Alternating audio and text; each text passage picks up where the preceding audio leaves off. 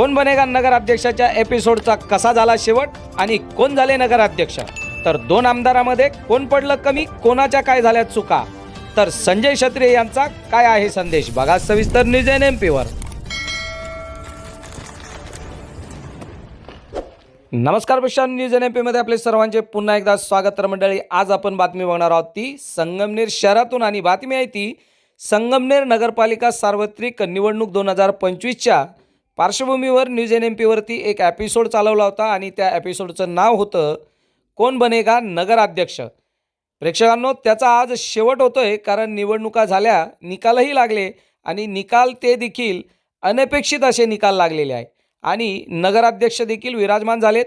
नगराध्यक्षांसोबत अनेक नगरसेवक नगरसेविका निवडून आल्या, तर अनेक दिग्गजांचा पराभव देखील झाला।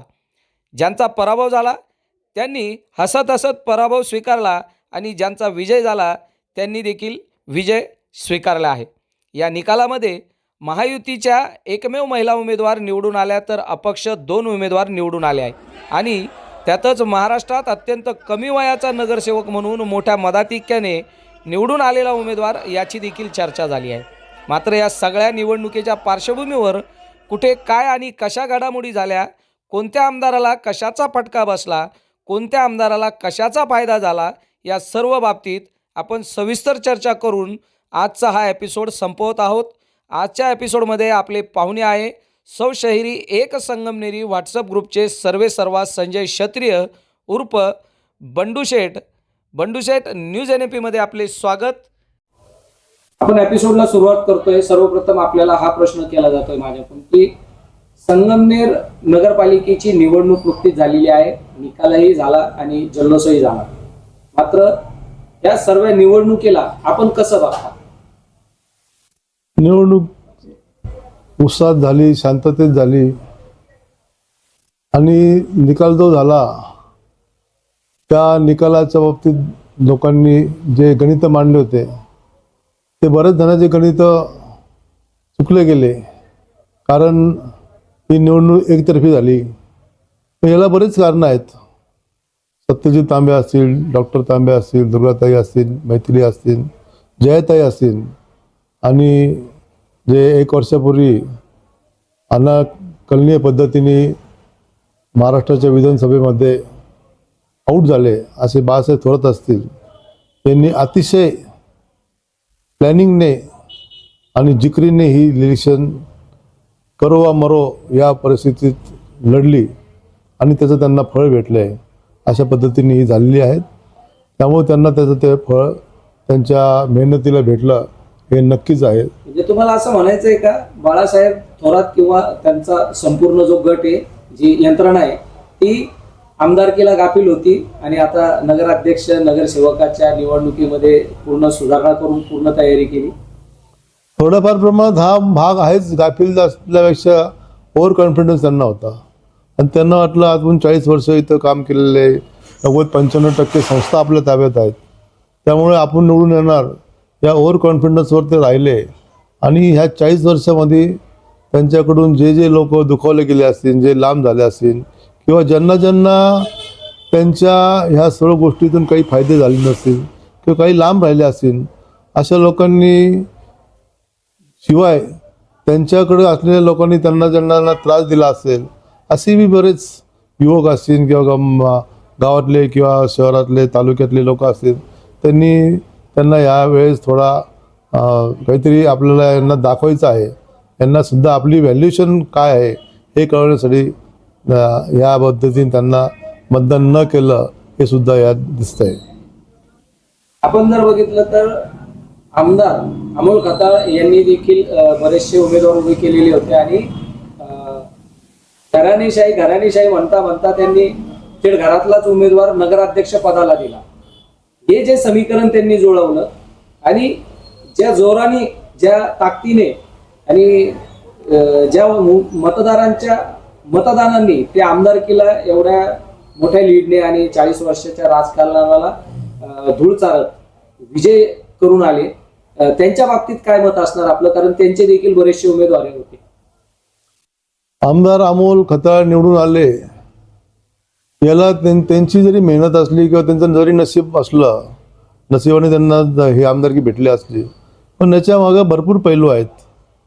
या 40 वर्षात बरेच जे लोक बाळासाहेबांकडून लांब झाले असेल किंवा काही लोक त्यांना काही गोष्टी पटल्या नसतील, असे सर्व लोकांनी येऊन किंवा जी काही वेगळी लाट होती महाराष्ट्रामध्ये, जी देवेंद्र फडणवीस असतील, राष्ट्रवादीचे अजितदादा असतील, नंतर तुमचे एकनाथ शिंदे असतील, किंवा हिंदुत्व हा प्रकार असेल, किंवा त्यांनी ज्याला म्हणतात आपल्या विधानसभेमध्ये जो गाफीलपणा झाला तो न ठेवता ह्या विधानसभेमध्ये त्यांनी अतिशय शिस्तीने आणि प्लॅनिंगने काम केलं.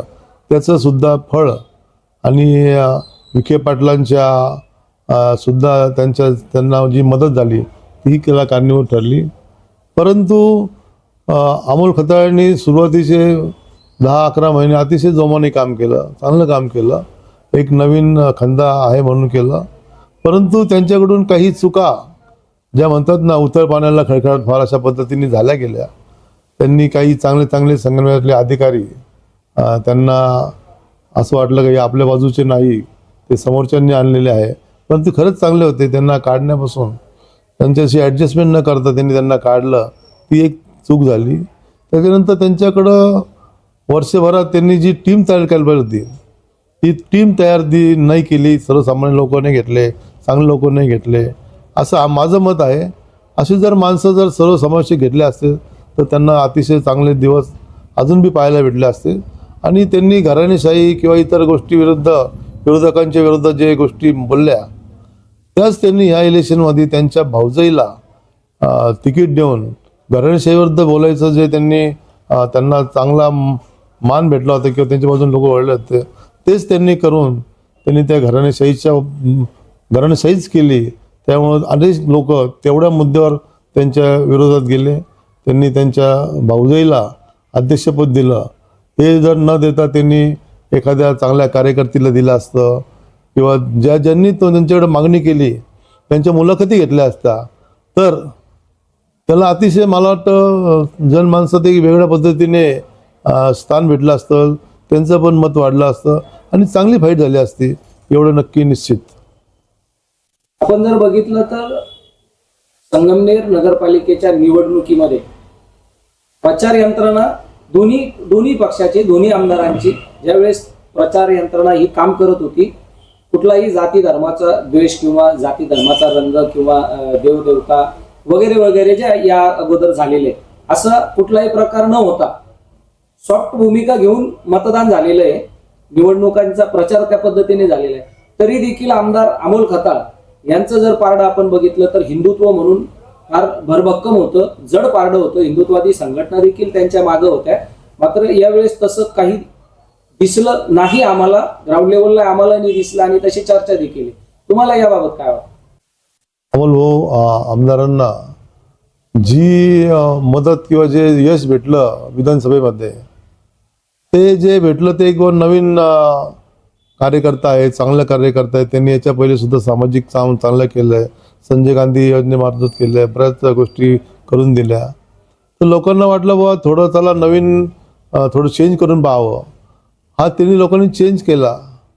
परंतु त्यांच्याकडं जी मॅनेजमेंट पाहिजे, त्यांच्याकडं जी इतर माजी आमदारांकडे असलेली सत्ता आहे, साधने आहेत, निरनिळ्या ज्याला म्हणता येईल कारखाने आहेत, बँका आहेत, शिक्षण संस्था आहेत, ते नसल्यामुळं ताकद तर कमीच पडली, पैशाची पण कमी पडली, कार्यकर्त्यांची पण पडली. त्याच्यामुळं ते अमोलला त्यांचे एवढं काही करता नाही आलं. शिवाय ज्याला म्हणतात बाळासाहेब थोरातांची लँग्वेज असेल, बोलण्याची पद्धत असेल, डॉक्टर तांबेची असेल, ती अतिशय सॉफ्ट होती. त्यांचे कार्यकर्तेसुद्धा बोलताना सुद्धा अतिशय नम्रपणे बोलायचे. तर ते अमोलला अशी टीम तयार करता नाही आली. त्या टीमच्या लोकांची जी बोलण्याची जी पद्धत आहे, आता आम्ही सुद्धा बरेच वेळेस आमच्या ग्रुपमार्फत त्यांना सगळं समजून सांगितलं, बरेच प्रयत्न केले, पण शेवटी तो प्रकार होऊ शकला नाही. अमोलनी ह्या गोष्टी सांभाळायला पाहिजे होत्या. त्याच्यामुळे थोडंफार लोकांना वाटलं बाबा चला बाबा दगडापेक्षा वीट मऊ आहे, किंवा बाळासाहेबांनी 40 वर्षात सुद्धा कोणाचं असं एकदम उघडपणे बोलणं नाही झालं. ते काही गोष्टी यांच्याकडून झाल्या, हे सुद्धा लोक पाहतात. तर ते थोडं त्याचा परिणाम अमोलला झाला आहे हे निश्चितच. म्हणजे असं म्हणायला हरकत नाही, आमदार जरी चांगले असेल, त्यांची छवी चांगली असेल, त्यांचं काम चांगलं असेल, कारण की भरपूर निधी ते आणताय असं प्रसिद्धी माध्यमातून दरवेळेस आपण बघितलंच आहे. मात्र जे त्यांच्या खालची जी टीम आहे, जे कार्यकर्ते, ते त्या पद्धतीने काम करत नाही आणि त्याचाच दगा फटका कुठंतरी आमदार अमोल खताळ यांच्या कार्याला बसतोय असं म्हणायला हरकत नाही. हा, अशी एकंदर चर्चा आहेच. आणि खरं आहे ना, असे माणसं त्यांनी तयार करायला पाहिजे होते किंवा त्यांनी एखादा प्रवक्ता तयार केला होता. हे जे बोलणार ना ते फक्त प्रवक्ताच बोललं, सर्व लोक वेगवेगळ्या पद्धतीने बोलायचे, त्यामुळे तो भ्रम तयार झाला. अमोलनी मेहनत केली, अमोलचे पार्टी सत्तेत असल्यामुळे एकनाथ शिंदेकडून त्यांना भरपूर गोष्टी भेटल्या, बरेच निधी भेटल्या, पण निधी काय अजून रस्त्यावर आला नाही, मार्केटला आला नाही. त्यामुळे लोकांना काही घोषणा पण वाटतात आणि त्यामुळे लोकांची काही वेळेस भ्रमनिरस झाला असेल, हे एवढं नक्की झालेलं आहे. नगराध्यक्षाच्या मतांची जर आकडेवारी आपण जर बघितली, तुम्ही देखील नगराध्यक्ष पदाचे उमेदवार म्हणून तुमची देखील विशेष उमेदवारी केली त्यांनी आणि बऱ्यापैकी मतं देखील पडली. कारण जर सत्ताधारी, दोन्ही सत्ताधारीच म्हणावं लागेल, कारण एक पदवीधर आमदार आहे, दुसरे एक अमोल खताळ आमदार आहे, दोन्ही सत्ताधारीच म्हणावं लागतील.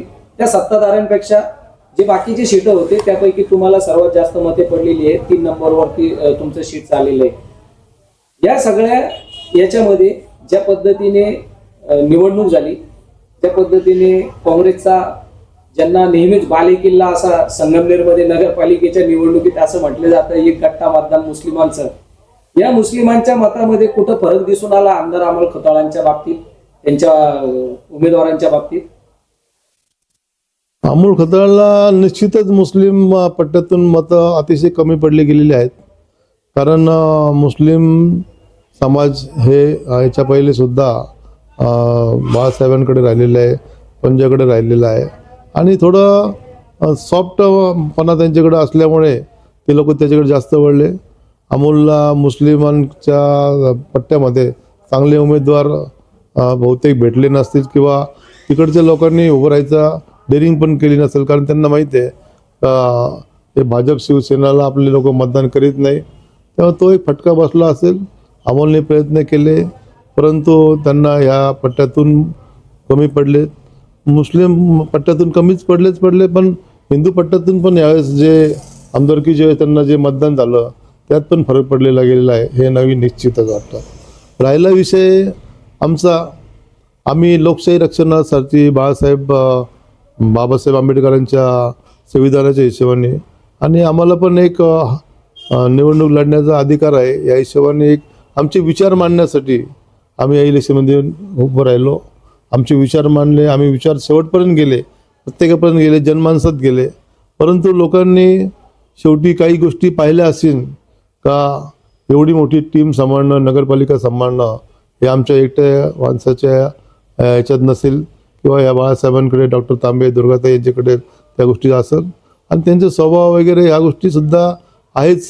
आमचे संपांशी संबंध आहेत. लोकांनी अतिशय आम्हाला ज्याला म्हणतात ना मान्य केलं, बरेच पद्धतीने आम्हाला चांगल्या पद्धतीने मतदान पण केलं. 3 नंबरला आलो. आम्हाला त्यांच्या लोकांबद्दल काही म्हणणं नाही आणि त्यांची आम्ही सेवा आमच्या ग्रुपच्या माध्यमातून, आमच्या माध्यमातून, आमची मिसेस असेल, आम्ही करत राहू, एवढं नक्की. प्रभाग क्रमांक 11 मध्ये संगमनेर शहरातली सर्वात मोठी यंत्रणा जी चालली ती प्रभाग क्रमांक 11 मध्ये, कारण त्यामध्ये भारतीय जनता पार्टीचे जिल्ह्याचे पदाधिकारी आणि उमेदवार म्हणून जावेदभाई जागीरदार यांनी उमेदवारी केली. अवघ्या 125 मतांनी त्यांची पिछाडी झाल्यामुळे त्यांचा पराभव झाला. त्या ठिकाणी देखील त्या वार्डात फक्त एकमेव एक सभा घेण्यात आली.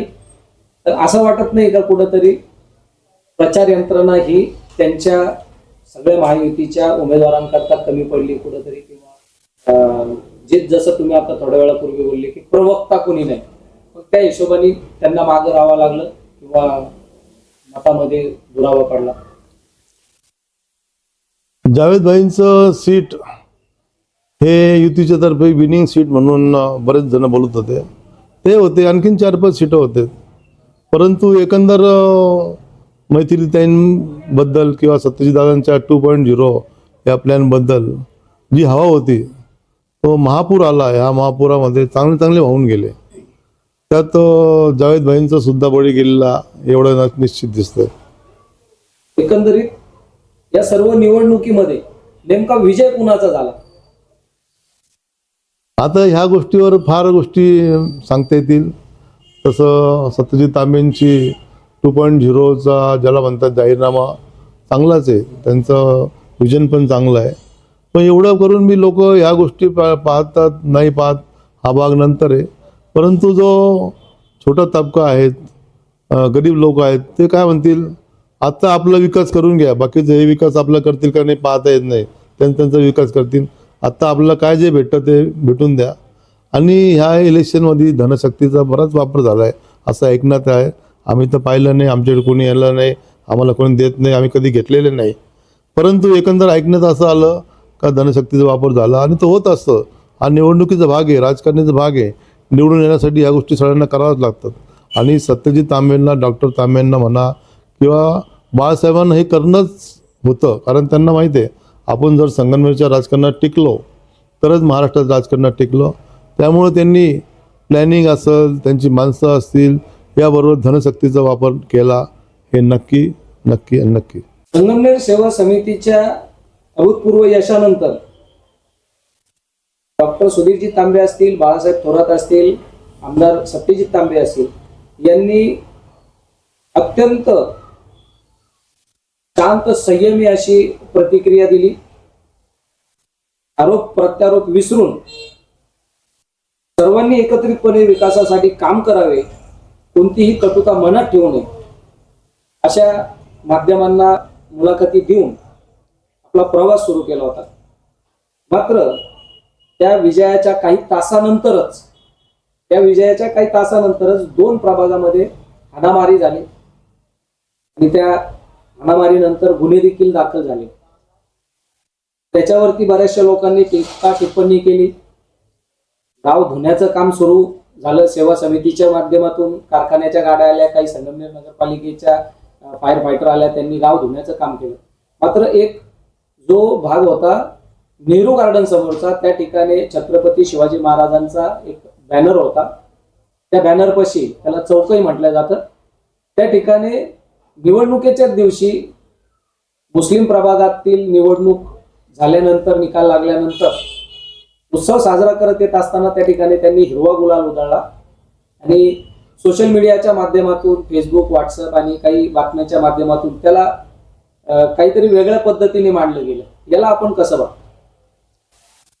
पहिली गोष्ट, संगमनेरच्या बाळासाहेब असतील, डॉक्टर तांबे असतील, सत्यजित दास यांनी विजय अतिशय नम्रपणे स्वीकारला. हे योग्य म्हणणं आहे. कारण महाराष्ट्रात संगमनेरचं राजकारण हे खरंच संयमी नेतृत्व म्हणून बाळासाहेबांकडे पाहिलं जातं.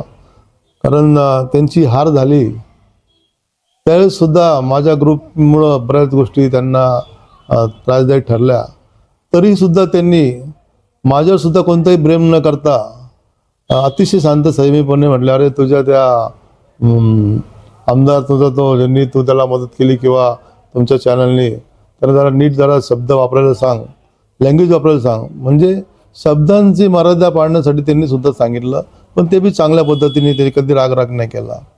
हा एक भाग आहेच. दुसरी गोष्ट म्हणतात तुम्ही का बुवा इलेक्शननंतर वादावादी झाले, मारामारी झाला. आता शेवटी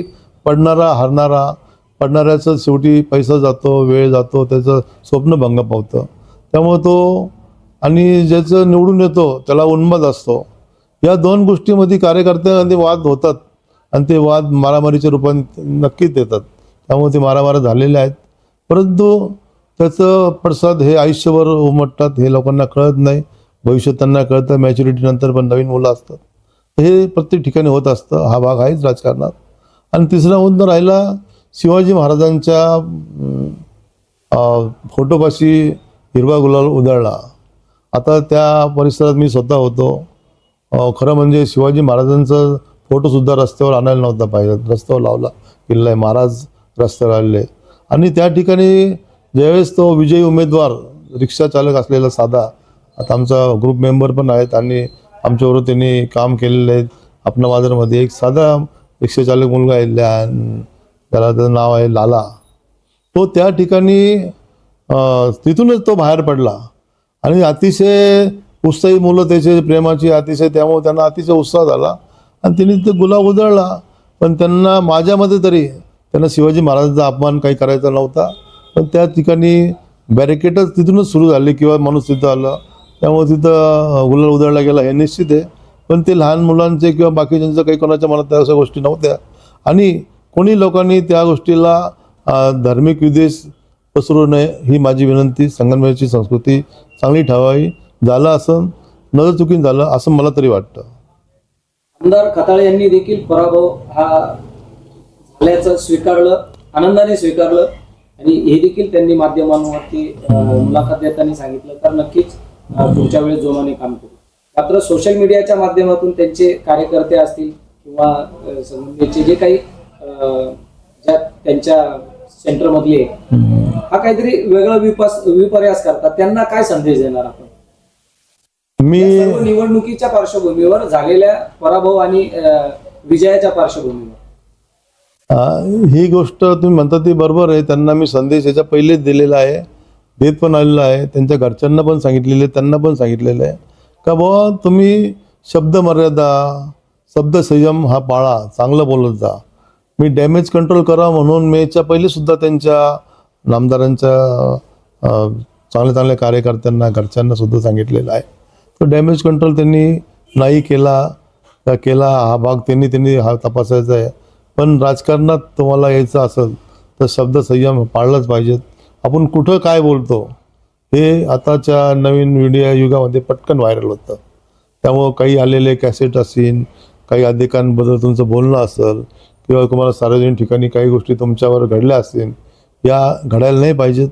यासाठी तुम्ही नक्कीच तुमची प्रतिमा उजळण्यासाठी झालेल्या चुका विसरून जाऊन, कारण तुम्ही अजून 4 वर्ष अमोल आमदार आहेत, त्यांनी त्याचं सोनं करावं, लोकांना संधी द्यावी आणि आपल्या गावाचा विकास करावा. झालं गेलं विसरून जायला पाहिजेत, एवढीच माझी विनंती राहील. आमदार अमोल खताळे हे हिंदुत्ववादी नेते आहे, हिंदुत्वाच्या मुद्द्यावरच ते आमदार झालेले आहे आणि त्यांना हिंदू असल्यामुळं त्यांनी त्यांच्या धर्माचं पालन करून त्यांच्या धर्मासाठी जे जे करण्यासाठी योग्य असेल ते त्यांना करावंच लागणार आहे आणि करायलाही पाहिजे. कारण प्रत्येकाला आपला आपला धर्म जपण्याचा पूर्ण अधिकार आहे आणि तो जपलाही पाहिजे. आपल्या धर्माचा गर्व असलाही पाहिजे. मात्र आमदार अमोल खताळे यांनी ज्यावेळेस आमदार झाले त्यानंतर बरेचसे मुस्लिम प्रभागातील काही कामे केले, काही नाही केले. आताही ते करतील किंवा तो समजा त्यांचा पुढचा भाग आहे. मात्र तुम्हाला काय वाटतं, संगमनेरमध्ये आमदार अमोल खताळ यांच्यासारखा विरोधक असला पाहिजे की नकोय? नाही, विरोध माणसाला प्रत्येक क्षेत्रात पाहिजेत, व्यापारात पाहिजेत, त्या प्रत्येक क्षेत्रात पाहिजेत. विरोध असल्यानंतर प्रत्येकाला स्वतःची व्यवसाय असेल किंवा राजकारण असेल किंवा धंदा असेल सुधारण्यासाठी एक ज्याला म्हणतात कॉम्पिटिशन महत्त्वाची आहे, परंतु ती निकोप पाहिजेत. ज्यावेळेस आपल्याकडं एखादं गिऱ्हाईक येतं किंवा आपण जिथे जातो किंवा आपण राजकारणात आहोत, आपले मतदार आहोत, त्या मतदारांना आपण प्रेम दिलंच पाहिजेत. आता निवडून आलो आहे, आपण हिंदुत्वावर निवडून आलो नक्की आहे, पण मुस्लिम असतील किंवा इतर समाजाचे असतील, आपल्या देशाचे नागरिक आहेत, आपले मित्रच आहेत, तर त्यांना मित्रभावाने हे वागवलंच पाहिजेत. नाहीतर काय होतं, मग आपण थोडं एखाद्या ठिकाणी चूक केली, काही एका ठिकाणी भाषण केलं, त्याचे पडसाद उमटतात आणि लोक त्याचा मोठा हे करतात आणि ते नुकसान होतं हे नक्की. काही वर्षापूर्वी संगमनेरमध्ये भाजपा बऱ्यापैकी सक्रिय झाली होती. विखे पाटील साहेब हे महसूल मंत्री होते. त्या कार्यकाळामध्ये 2 मुद्दे फार गाजले होते. एक अमरधाम आणि दुसरा एसटीपी. एसटीपीला देखील जावेदभाई जागीरदार असतील, अमोल खताळ असतील किंवा गणपुले असतील यांनी पूर्ण समर्थन देऊन त्या ठिकाणी विरोध दर्शविला होता, जनतेच्या सोबत होते आणि अमरधाम या मॅटरमध्ये देखील त्यांनी गुन्हे दाखल केलेले होते. मात्र या पूर्ण निवडणुकीच्या कार्यकाळात प्रचारामध्ये ते कुठेही मुद्दे गाजले गेले नाही. काय कारण वाटतं आपल्याला?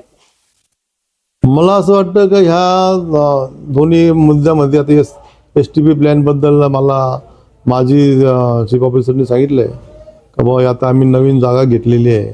मला वाटतं त्या फादरवाडी शेजारी 1 एकर जागा विकत घेतली आणि 3 एकर जागा त्यांना कलेक्टरने दिलेली आहे.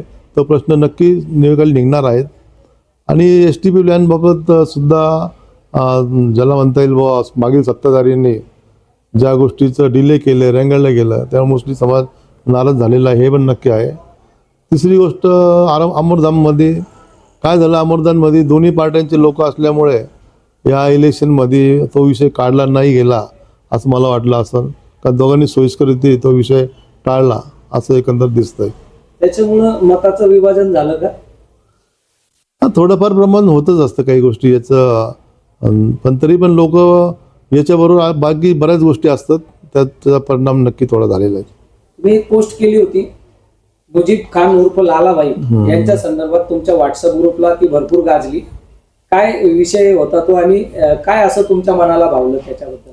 नाही, लाला उर्फ मुजीबभाई जो निवडून आला त्याचा आनंद मला असं वाटला का एक साधा गरीब आणि रिक्षावाला, कारण तो आमच्या गल्लीत आपणा बाजारमध्ये बऱ्याच वर्ष काम करत होता, अतिशय साधा मुलगा, आणि अशा मुलगा नगरपालिकेत निवडून येणं म्हणजे खरंच आश्चर्याची गोष्ट आहे. अतिशय गरीब मुलगा, आणि याला कारणीभूत असणारे वासिमबाई किंवा त्यांच्याबरोबरचे आणखीन मंत्री असतील किंवा अजून त्यांचे बरेच जोडीदार असतील, त्यांनी त्याला पुढं करून त्याला निवडणुकीत पुढं आणलं.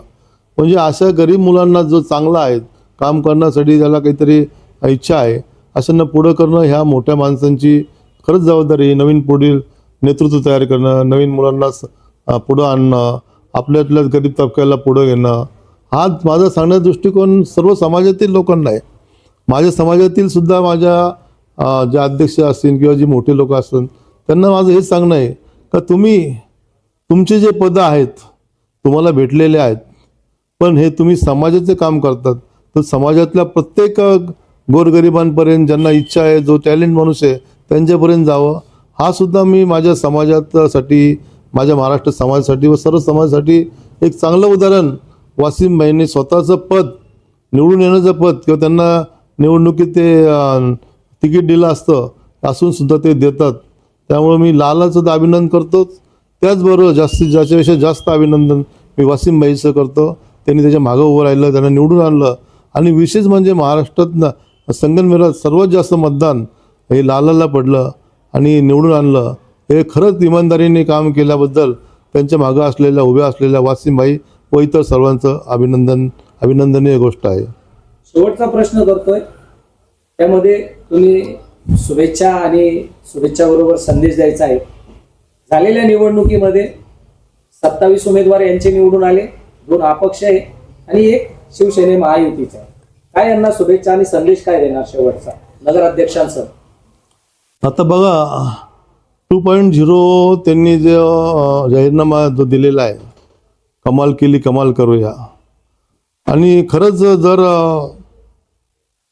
सत्यजित तांबेला राजकारणापेक्षा समाजकारण जर चांगलं करायचं असेल तर त्यांनी ते पाळलं पाहिजेत. नाही पाळलं तर जनता त्यांना काही करणार नाही, पण पुढे भविष्यात ते नाव ठेवतील.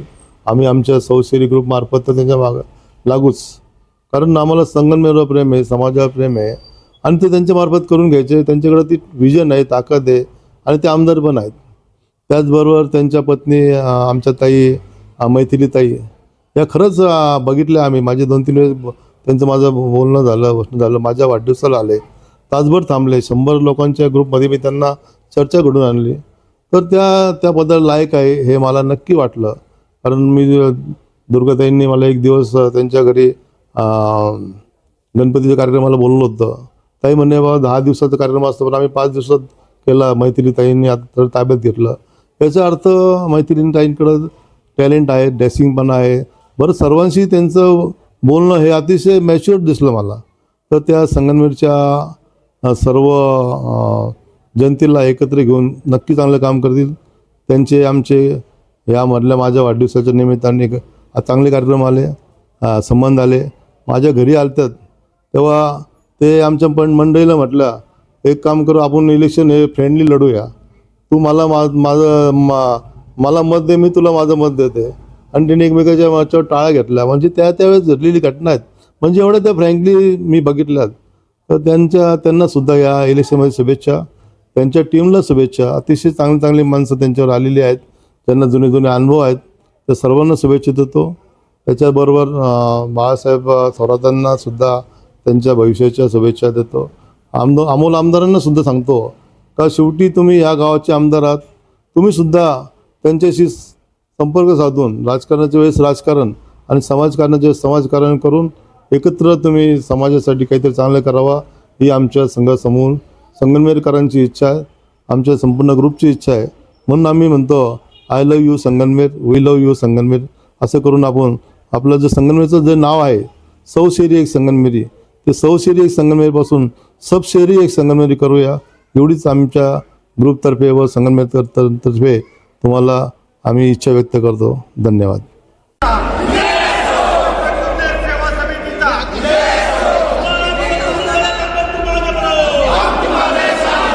तर खूप खूप धन्यवाद संजय क्षत्रिय उर्फ बंडू शेठ, आपले खूप खूप आभार. आपण वेळात वेळ काढून आमच्या चॅनलला भेट दिली आणि प्रत्येक प्रश्नाचे सविस्तर उत्तर देऊन संगमनेरकरांना एक चांगला संदेश देखील दिलेला आहे. तर प्रेक्षकांनो, या संपूर्ण निवडणुकीच्या प्रक्रियेमध्ये काँग्रेस तर नाही, मात्र काँग्रेसच्या नावारूपाने जन्माला आलेली संगमनेर सेवा समिती, या संगमनेर सेवा समितीचे 30 पैकी एकूण 27 उमेदवार निवडून आलेले आहेत. महायुतीचं 1 सीट निवडून आलेलं आहे आणि अपक्ष 2 सीटं निवडून आलेली आहे. आणि सर्वात मोठा विजय हा या ठिकाणी संगमनेर सेवा समितीला मिळालेला आहे. नगराध्यक्ष सौ मैथिली सत्यजित तांबे या झालेल्या आहेत. आणि अशा पद्धतीने आपला कोण बनेगा नगराध्यक्ष हा एपिसोड आज पूर्ण झालेला आहे. न्यूज NMPच्या संपूर्ण टीमकडून नवनिर्वाचित नगराध्यक्ष सौ मैथिलीताई तांबे यांना पुढील भावी वाटचालीस खूप खूप शुभेच्छा आणि सर्व विजयी उमेदवार यांना देखील खूप खूप शुभेच्छा. त्याचबरोबर पराभूत झालेल्या उमेदवारांना देखील मनापासून शुभेच्छा आणि त्यांना त्यांच्या पुढील पंचवार्षिकच्या भावी वाटचालीस तयारीसाठी देखील शुभेच्छा. जय हिंद, जय भारत, जय संविधान.